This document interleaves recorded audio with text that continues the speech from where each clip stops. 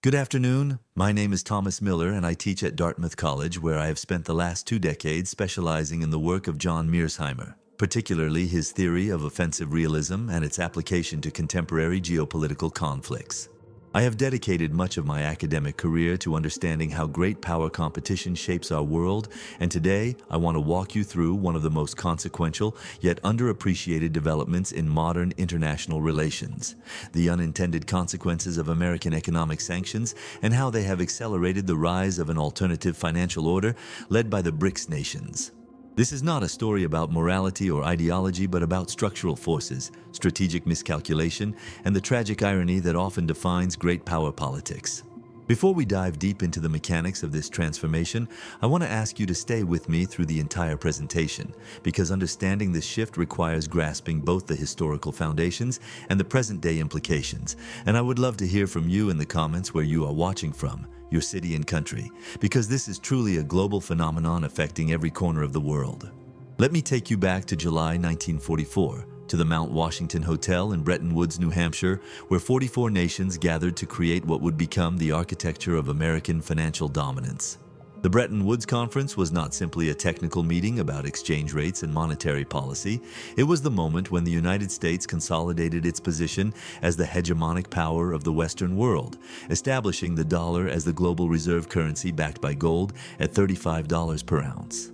Every other nation agreed to peg their currencies to the dollar within a 1% band, creating a system where American monetary policy effectively became global monetary policy. This arrangement granted the United States what French Finance Minister Valéry Giscard d'Estaing would later call an exorbitant privilege: the ability to print the world's money and export inflation while financing deficits that would have bankrupted any other nation.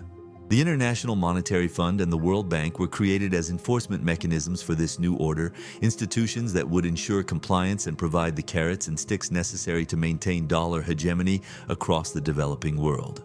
Mearsheimer's theory of offensive realism helps us understand what happened at Bretton Woods, not as an act of benevolence, but as a rational strategy by a great power to maximize its relative power advantage in an anarchic international system.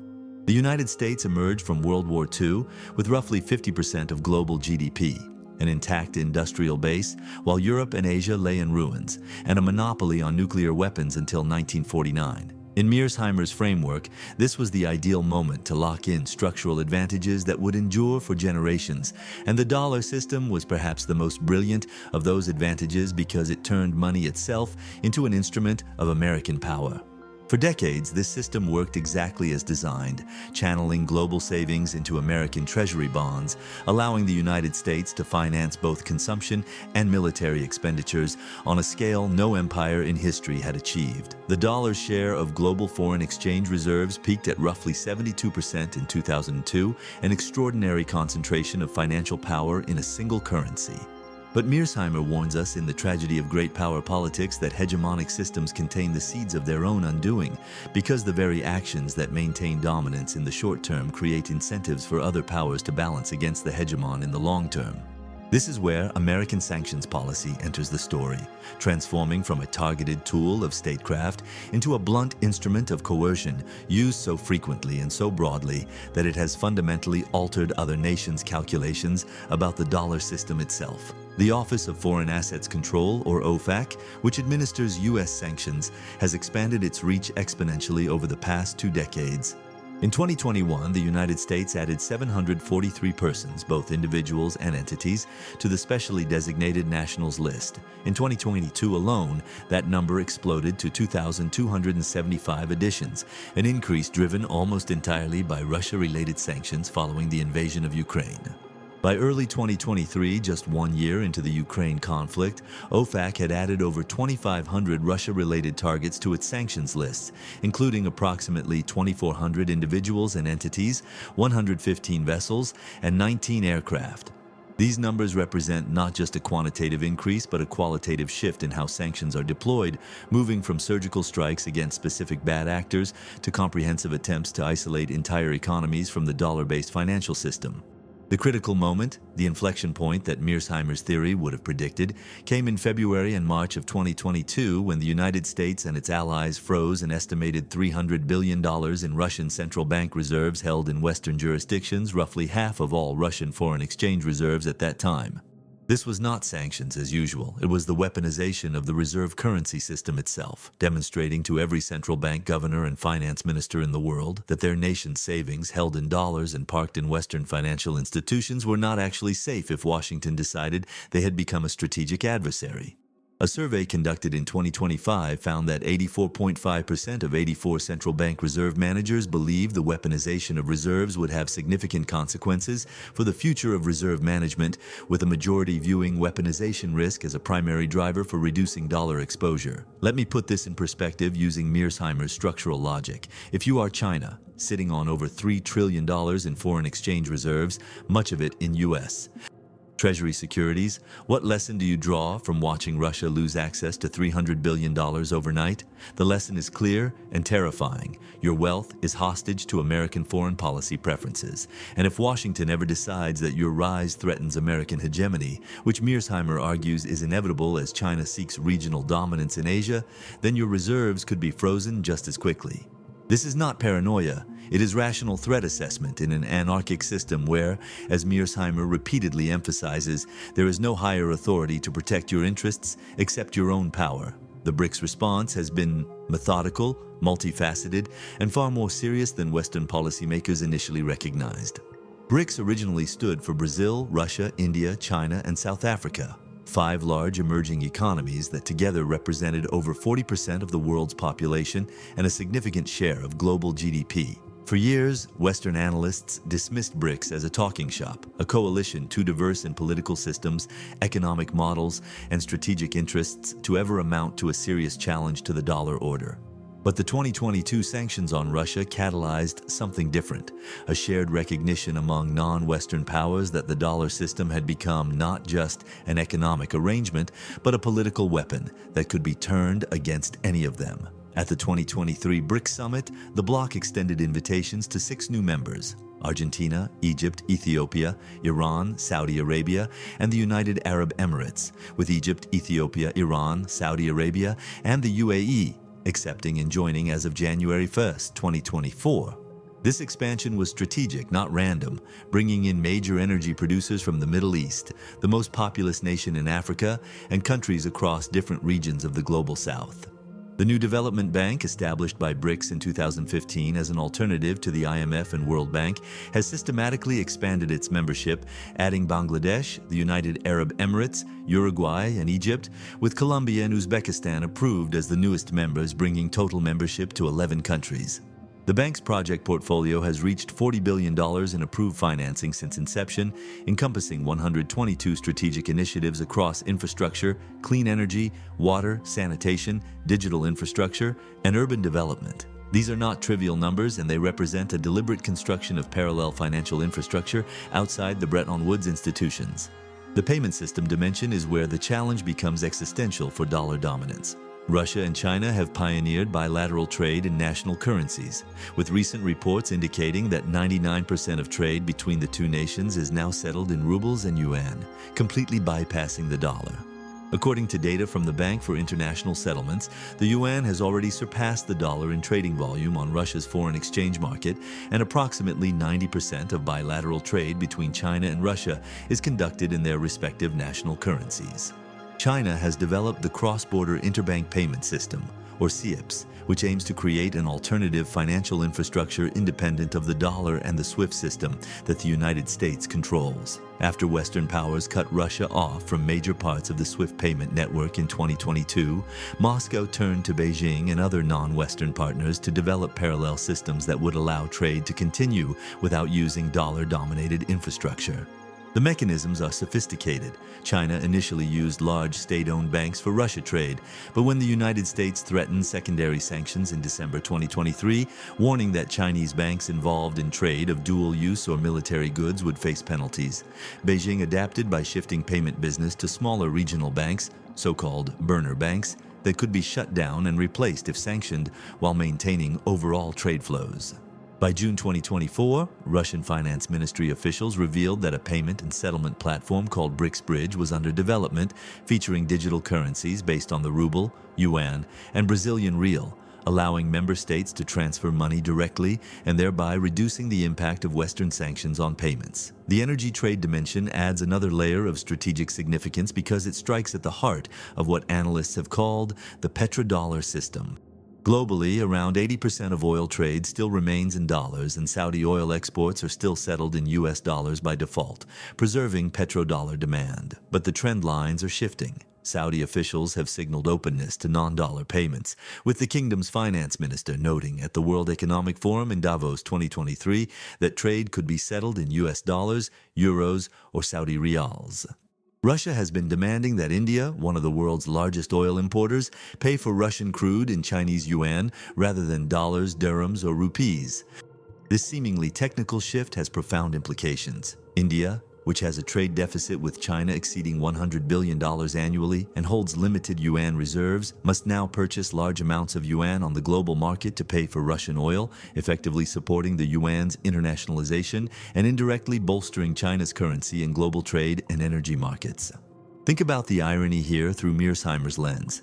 India, which views China as a strategic competitor and has border disputes with Beijing, is now becoming one of the biggest global buyers of yuan, strengthening the very currency of its rival because sanctions have restructured the payment architecture of global energy markets. This is classic unintended consequence, where American policy designed to isolate Russia has instead created new dependencies and accelerated the internationalization of the yuan in ways that directly undermine long-term dollar dominance. Mearsheimer's work gives us the analytical framework to understand why this is happening with such speed and determination.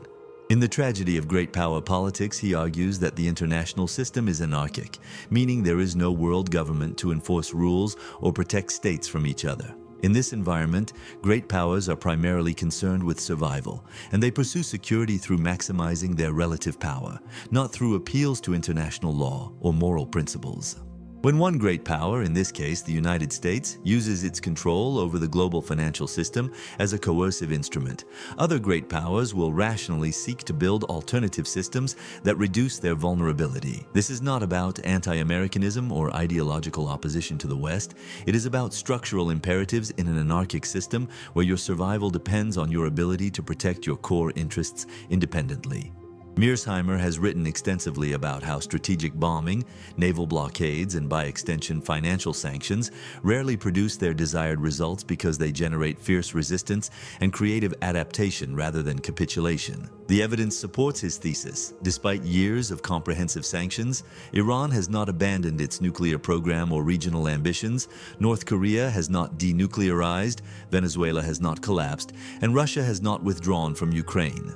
What sanctions have accomplished, however, is to create a powerful shared incentive among targeted nations and their trading partners to develop workarounds, and those workarounds are now coalescing into an alternative architecture that could, over time, significantly erode the dollar's privileged position. The numbers tell a story of gradual but accelerating decline in dollar dominance.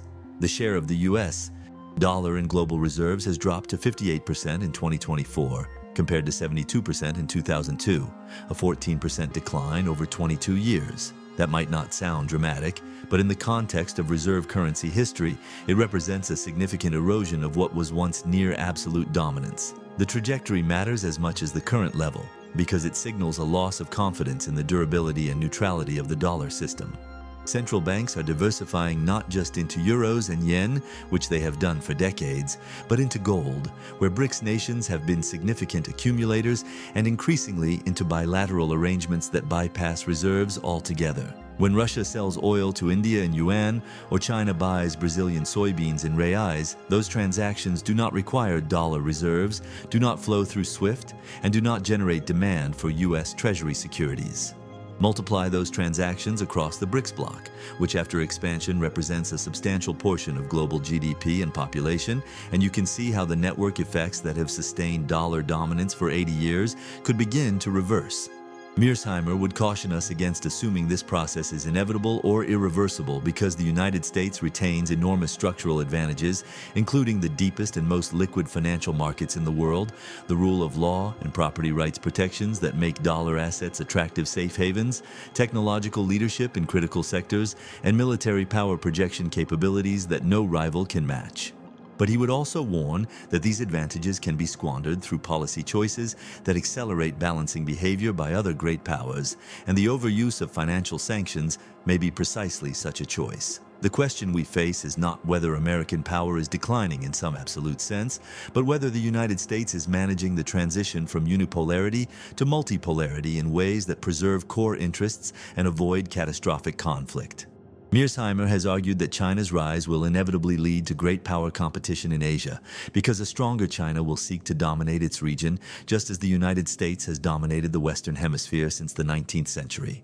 In his framework, this is not because China is inherently aggressive or because Chinese leaders are uniquely ambitious, but because the anarchic structure of the international system rewards regional hegemony and punishes states that fail to maximize their security. The dollar question sits at the intersection of this great power competition because control over the international financial system is a form of structural power that affects every other dimension of national capability.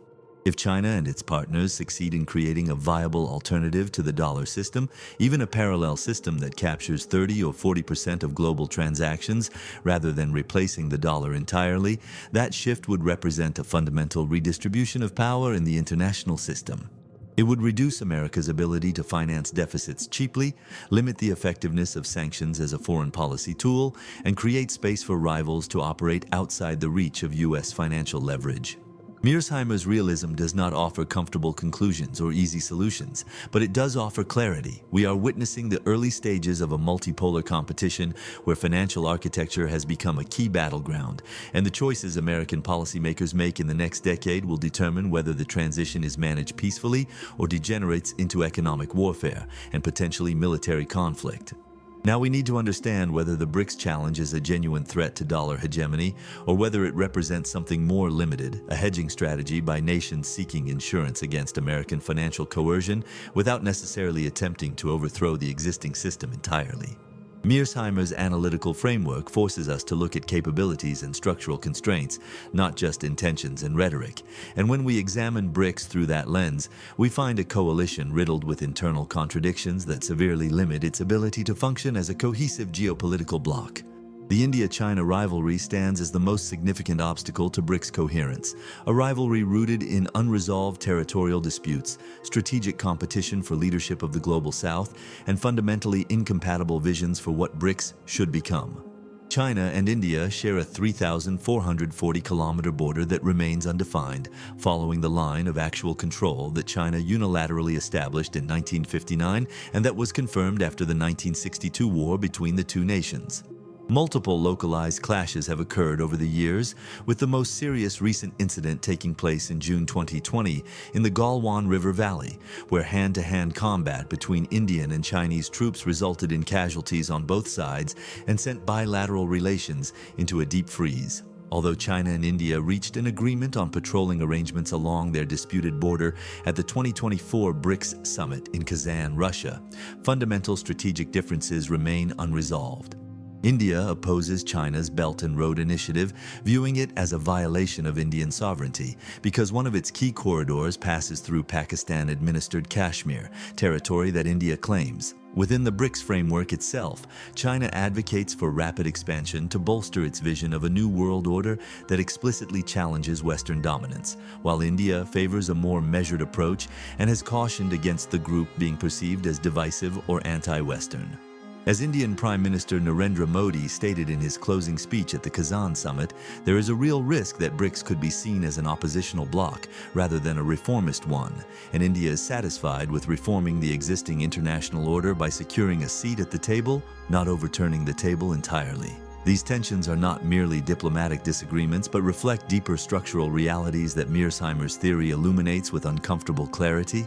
India and China are both large powers with growing capabilities and regional ambitions, and they occupy adjacent geographic spaces where their spheres of influence inevitably overlap and collide. In Mearsheimer's framework, this is a recipe for enduring rivalry regardless of what cooperative institutions exist on paper, because the anarchic international system offers no guarantee that your neighbor will not use growing power against you in the future. India's military expenditures have grown substantially in recent years, driven largely by the perceived threat from China, and New Delhi has deepened security cooperation with the United States through the Quadrilateral Security Dialogue alongside Japan and Australia, a grouping explicitly designed to balance against Chinese power in the Indo-Pacific. The irony is profound. India sits in BRICS meetings discussing financial cooperation with China while simultaneously participating in a US-led security architecture aimed at containing China, a contradiction that reveals the limits of BRICS as a strategic alliance. Russia faces its own version of this contradiction, currently dependent on China for economic support and diplomatic cover as Western sanctions bite, but historically wary of Chinese power along their 4,000-kilometer shared border and in Central Asia, where Russian and Chinese influence increasingly compete. Brazil under various governments has oscillated between seeing BRICS as a platform for South-South cooperation and worrying that it risks becoming a vehicle for authoritarian powers to challenge democratic norms. South Africa, the smallest BRICS economy, has struggled to articulate what strategic benefit it derives from membership beyond symbolic inclusion in a great power club. The currency coordination challenge exposes another fundamental weakness in the BRICS alternative system. Creating a shared payment architecture requires long-term coordination on capital flows, exchange rates, and liquidity management, areas where BRICS countries have sharply divergent priorities and levels of development. There is no realistic prospect in the foreseeable future of a single BRICS currency, because such a currency would require answers to impossible questions. Who would control the BRICS central bank? What would be the governance structure for monetary policy decisions? How would you reconcile Brazil's inflation history with China's managed exchange rate regime? And why would India accept a currency that might be dominated by its strategic rival China? The Eurozone experience demonstrates how difficult monetary union is even among countries with similar income levels, shared democratic values, and decades of institutional integration, and BRICS has none of those advantages. Smaller BRICS members fear Chinese dominance given the internationalization of the yuan and its inclusion in the IMF's special drawing rights basket, a concern that reflects the basic power asymmetry within the group where China's economy is larger than all other BRICS members combined. Trust deficit emerges as a recurring theme in analyses of BRICS pay and related initiatives, with countries outside the BRICS bloc reluctant to adopt these systems due to geopolitical concerns and fear of retaliation from the West. Even within BRICS, there are questions about whether members would fully commit to a payment system that could make them vulnerable to Chinese financial leverage in the same way that dollar dependence creates vulnerability to American leverage. If you are finding this analysis valuable and want to understand how these tectonic shifts in global finance affect your future, please take a moment to like this video, subscribe to the channel, and activate the notification bell so you do not miss future discussions of great power competition and its implications for American interests and global stability. And I would genuinely appreciate it if you would comment below telling me what city and country you are watching from. Because understanding the global reach of these issues helps me tailor content to address the concerns that matter most to you wherever you are in the world. Mearsheimer would remind us that despite these BRICS weaknesses, the United States faces its own structural vulnerabilities that could accelerate the erosion of dollar dominance if not addressed through serious policy reform. The fiscal trajectory of the United States represents perhaps the single greatest threat to long-term dollar credibility, because reserve currency status ultimately rests on confidence that the issuing country will maintain macroeconomic stability and honor its obligations. According to projections from the Congressional Budget Office, the fiscal deficit in 2024 stands at $1.9 trillion, representing 7% of GDP, and by 2034 it is projected to rise to $2.8 trillion, or 6.9% of GDP. This means that by the end of the projection period, the deficit in GDP terms will still be twice the average level recorded during the 5 years immediately prior to the pandemic. Public debt is on track to climb from 121% of GDP in 2024 to 128% by 2030, reaching levels historically associated with countries facing serious fiscal crises. Interest expense on the debt has become one of the fastest-growing components of the federal budget, with Treasury bills averaging over 4% interest since 2021, nearly 3.5% higher than in the preceding decade. The 10-year Treasury term premium, which measures the additional yield investors demand for holding longer-term government debt rather than rolling over short-term bills, has moved 23 basis points higher since the beginning of 2025, even exceeding the 137 basis points reached in October 2023, when long-term yields were under pressure due to concerns over U.S. debt levels and fiscal health. These are not abstract numbers, but market signals that investors are beginning to price in meaningful U.S. credit risk, a development that would have been almost unthinkable 2 decades ago when Treasury securities were considered the definition of risk-free assets. Political polarization compounds the fiscal challenge by making serious deficit reduction politically impossible in the current environment. The recurring drama over the debt ceiling, where congressional factions threaten to force a technical default on U.S. obligations unless their policy demands are met, has become a regular feature of American governance that damages credibility with foreign holders of Treasury securities who watch in bewilderment as the world's leading power flirts with self-inflicted financial catastrophe. Trump administration trade policies have added another layer of uncertainty and potential dollar vulnerability through the aggressive use of tariffs that have thrown global trade relationships into chaos. In 2025, Trump announced reciprocal tariffs and threatened increases that would bring the overall U.S. average effective tariff rate to 18%, the highest level since 1934. The trade war with China has been particularly volatile, with both nations threatening tariffs on each other's goods exceeding 100% at various points, although truces have been periodically negotiated and then broken. In October 2025, Trump unveiled additional levies of 100% on imports from China, along with new export controls on critical software, reigniting a trade dispute that had seen a temporary reduction of U.S.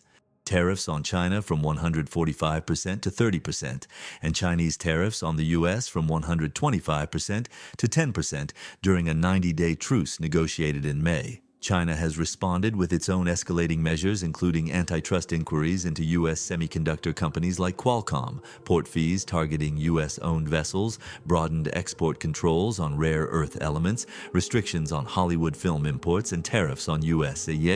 coal, liquefied natural gas, crude oil, and agricultural products. This tit-for-tat escalation illustrates a dangerous dynamic where economic interdependence, which liberal theorists once believed would constrain conflict, has instead become weaponized, with each side using its position in global supply chains as leverage against the other.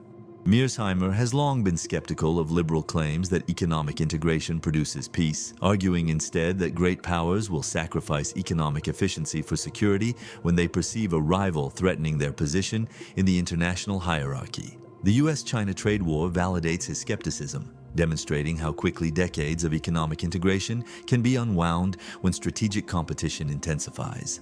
From a dollar perspective, the danger is that tariff chaos and trade fragmentation accelerate the development of separate economic blocs with reduced need for dollar-mediated transactions, exactly the outcome that BRICS nations are pursuing through their bilateral currency arrangements. When the United States imposes 100% tariffs on Chinese goods, it creates a powerful incentive for China to deepen trade relationships with countries willing to transact in yuan or other non-dollar currencies, expanding the sphere of commerce that bypasses the dollar system entirely. Yet Mearsheimer's realism also requires acknowledging the formidable advantages that the United States retains and that will prevent any rapid collapse of dollar dominance even if current trends continue. American financial markets remain the deepest and most liquid in the world, offering a combination of scale, legal protections, and institutional credibility that no rival can currently match. The rule of law and property rights protections in the United States, however imperfect, far exceed those available in China or Russia, making dollar assets attractive as safe havens during periods of global uncertainty, even for investors who may resent American geopolitical dominance. U.S. technological leadership in critical sectors provides what analysts call choke point control over global supply chains in ways that reinforce dollar centrality. The semiconductor industry exemplifies this dynamic, where despite China's massive investments in developing domestic chip production capabilities, it remains fundamentally dependent on U.S. technology, particularly electronic design, automation software, and advanced semiconductor manufacturing equipment. China's leading producer, SMIC, can make 28-nanometer chips, far from the global leading edge of 2 to 3 nanometers, and while China reportedly produced a 7-nanometer chip for the latest Huawei smartphone, this is believed to use less advanced lithography with low success rates that keep costs high and production limited. The Biden administration and continuing Trump administration export controls exploit U.S. dominance across multiple choke points, including AI chip designs, electronic design automation software, semiconductor manufacturing equipment, and equipment components. These controls aim not just to keep the United States ahead, but to actively degrade China's current capabilities, strangling large segments of the Chinese technology industry in an unprecedented degree of government intervention to preserve American advantages. Military power projection capabilities represent another enduring U.S. advantage that no BRICS nation can match. The United States maintains a global network of bases, carrier strike groups that can project power into any ocean, and alliances with most of the world's other major economies through NATO and bilateral treaties in Asia. Geography favors American security in ways that Mearsheimer emphasizes throughout his work. The United States benefits from oceanic barriers that make invasion virtually impossible while allowing it to intervene in Eurasia when it chooses without facing existential threats at home. China and Russia lack this geographic advantage, facing multiple potential adversaries on their borders and unable to project conventional military power globally the way the United States can. NATO, despite its expansion being criticized by Mearsheimer as strategically unwise because it unnecessarily provoked Russia and contributed to the Ukraine war, nonetheless represents a formidable alliance structure binding together over 1 billion people in advanced economies with shared security commitments. BRICS, by contrast, is a loose confederation without mutual defense obligations, common values, or the institutional depth that makes NATO resilient despite internal disagreements. The very offensive realist logic that explains why the United States expanded NATO despite Russian objections, capitalizing on a moment of Russian weakness after the Cold War to lock in geopolitical advantages, also explains why that expansion created lasting resentment and a determination in Moscow to resist further Western encroachment, ultimately manifesting in the 2022 invasion of Ukraine that Mearsheimer argues was predictable and avoidable had the West heeded realist warnings. What Mearsheimer's framework reveals is that we are not witnessing the replacement of American hegemony by BRICS hegemony, but rather a transition from unipolarity back to multipolarity, a return to a pattern of great power competition that characterized international relations before the unique post-1991 unipolar moment. In a multipolar world, the dollar may decline from representing 58% of global reserves to perhaps 40 or 45% over the next 2 decades, while the yuan, euro, and a basket of other currencies collectively account for the remainder, with an increased role for gold and bilateral arrangements that bypass reserves altogether. This would represent a significant erosion of American financial power, but not a catastrophic collapse, more analogous to Britain's gradual loss of reserve currency status to the United States over several decades in the early 20th century than to a sudden crisis. The key variable is whether American policymakers manage this transition intelligently or whether they accelerate decline through the very policies intended to maintain dominance, and here the signs are mixed at best. Continued overuse of sanctions reduces their effectiveness and provides ongoing motivation for alternative system development. Fiscal irresponsibility undermines the macroeconomic credibility that reserve currency status requires. Trade wars fragment the global economy in ways that reduce dollar transaction volumes. Political dysfunction makes long-term strategic planning nearly impossible and raises questions about American governance capacity. Yet the United States retains the capability to arrest these trends if it can muster the political will for serious reform. More selective use of sanctions, reserving them for truly egregious behavior rather than routine diplomatic disagreements, would preserve their effectiveness and reduce the incentive for targeted nations to invest in expensive alternative systems. Fiscal consolidation, whether through spending restraint or revenue increases, would demonstrate the long-term sustainability of American public finances and reassure holders of dollar assets. Reform of international institutions like the IMF and World Bank to give rising powers more voice and representation could reduce their desire to exit the system entirely and build parallel institutions. Maintaining technological leadership through research and development investment, education reform, and immigration policies that attract global talent would preserve the innovation edge that underpins so many other American advantages. These are not revolutionary proposals, but basic strategic housekeeping, the kind of adjustments that any great power must make as the international distribution of capabilities shifts and new competitors emerge.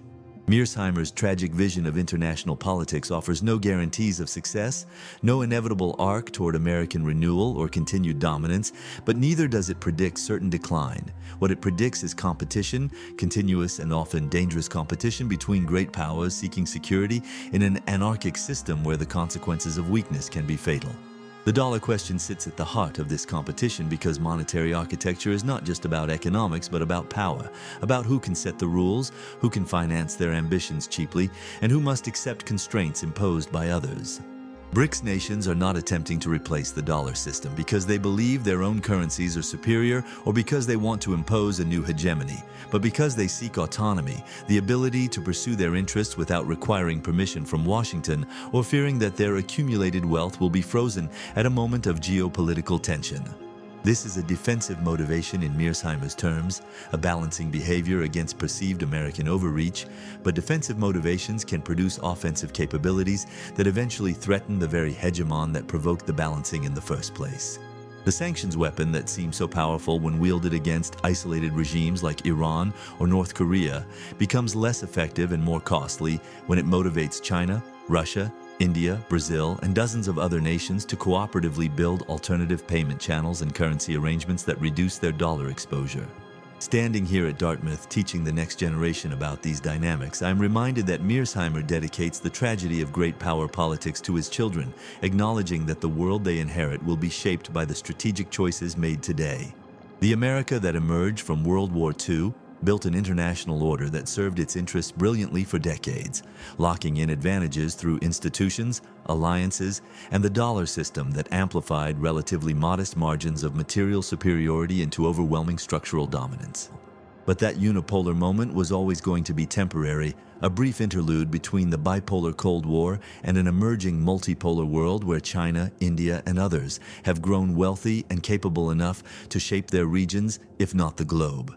The question is not whether this transition happens, but whether the United States shapes it through wise adaptation or resists it through increasingly counterproductive assertions of privilege that accelerate the very decline they aim to prevent.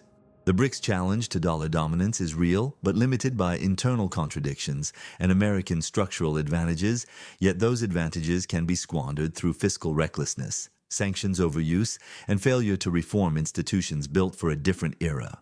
Mearsheimer's realism offers no comfort, no reassurance that good intentions or exceptional virtue will save us from the competitive dynamics of great power politics, but it does offer clarity about what is at stake and what strategic adaptation requires in an anarchic world where power remains the ultimate arbiter of security and survival.